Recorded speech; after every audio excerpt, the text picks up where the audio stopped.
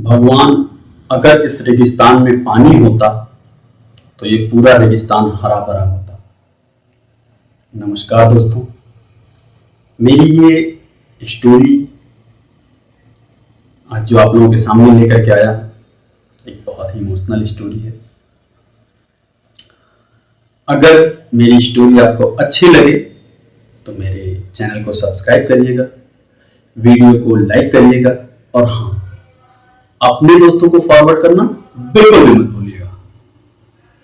और ये स्टोरी आप कहां से देख रहे हैं, इस स्टोरी का कौन सा पार्ट आपको अच्छा लग रहा है, कमेंट बॉक्स में जरूर बताइएगा ताकि मुझे साहस मिल सके और इस तरह की और मोटिवेशनल स्टोरी, पॉजिटिव एटीट्यूड की स्टोरियां मैं आप लोगों के सामने लेकर के आ सकूं।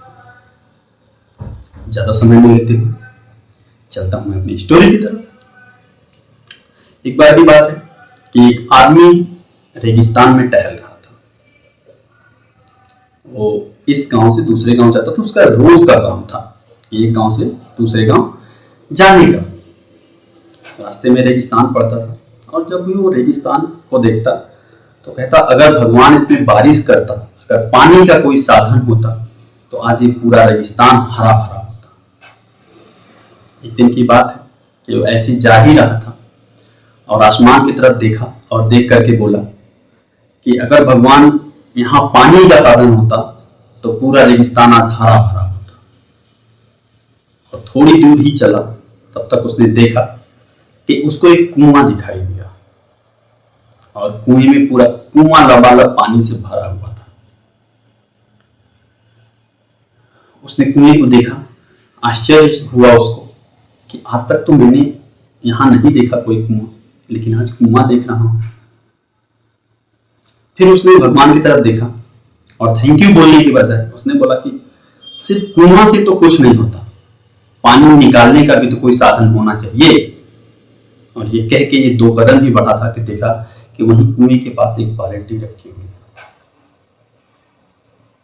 उसने देखा कि बाल्टी भी है। अंदर से वो अजीब सी थॉट उसको आने लगी कि क्या हो रहा है, जो मैं कह रहा हूं वही हो जा रहा है। थोड़ा सा थॉट उसको अजीब सा आने लगा, सोचने लगा, लेकिन फिर भी उसने भगवान की तरफ देखा और बोला कि कुएं और बाल्टी से क्या होता है, पानी ले जाने का भी तो कोई साधन होना चाहिए। और थोड़ी दूर वो क्या देखता है कि उसको पीछे से कोई बुला रहा है, धक्का दे रहा है कोई पीछे से। और वो पलट के देखता है तो एक ऊंट खड़ा होता है जो उसको धक्का दे रहा होता अपने सिर से। पानी मिल गया, बाल्टी मिल गई और ले जाने का साधन भी मिल गया। अब जो ये सब उसने देखा तो वो जोर जोर कदम से भागने लगा और भाग रहा था कि तब तक सामने से उसको एक कागज उड़ता हुआ उसके फेस पे आ गया। और उसके फेस पे जब कागज आया और कागज उसने हटाया तो उस कागज पे लिखा हुआ था कि मैंने तुम्हें कुआं दे दिया, पानी दे दिया, बाल्टी दे दी और ले जाने का साधन भी दे दिया। अब तुम इस रेगिस्तान को हरा भरा करके दिखाओ, ये तुम्हारी जिम्मेदारी है। और जैसे ही उसने कागज पढ़ा, कागज को वहीं फेंका और भागते हुए दूसरे गांव की तरफ चला। उसके समझ में नहीं आ रहा था कि वो क्या करे। दोस्तों, ये कहानी उस आदमी की नहीं है, ये कहानी हम सभी लोगों की है। हम सिर्फ दूसरे को ब्लेम करना पसंद करते हैं कि उसकी वजह से ऐसा हो रहा है, उसकी वजह से ऐसा हो रहा है, उसकी वजह से ऐसा, और भगवान ऐसा कर रहा है, भगवान वैसा कर रहा है। जबकि साधन हमारे पास है।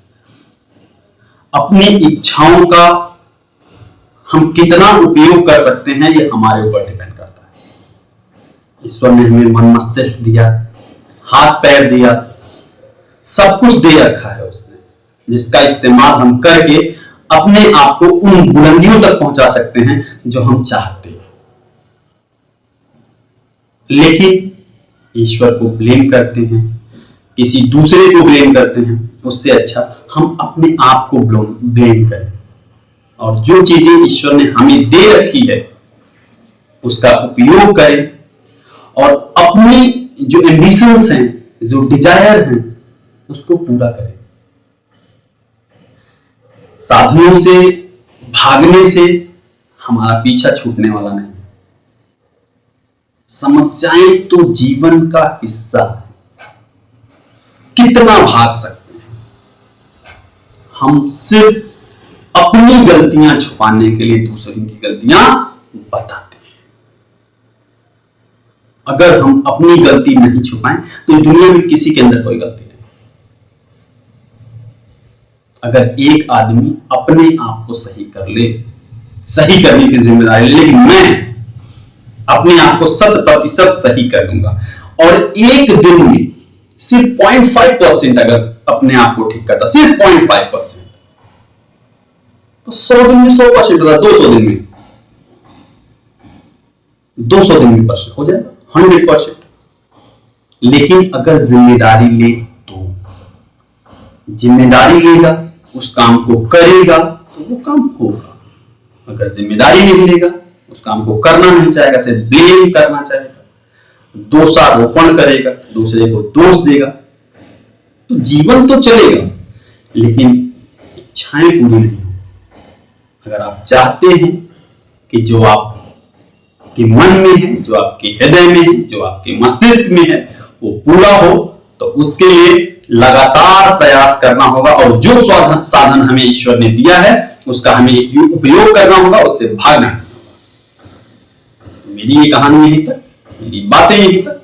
अगर अच्छे लगे तो चैनल सब्सक्राइब करिए, वीडियो को लाइक करिए और अपने दोस्तों को फॉरवर्ड करना तो बिल्कुल मत भूलिए। मिलते हैं पॉजिटिव एटीट्यूड के नए सेशन में नई कहानियों के साथ। हर हर महादेव।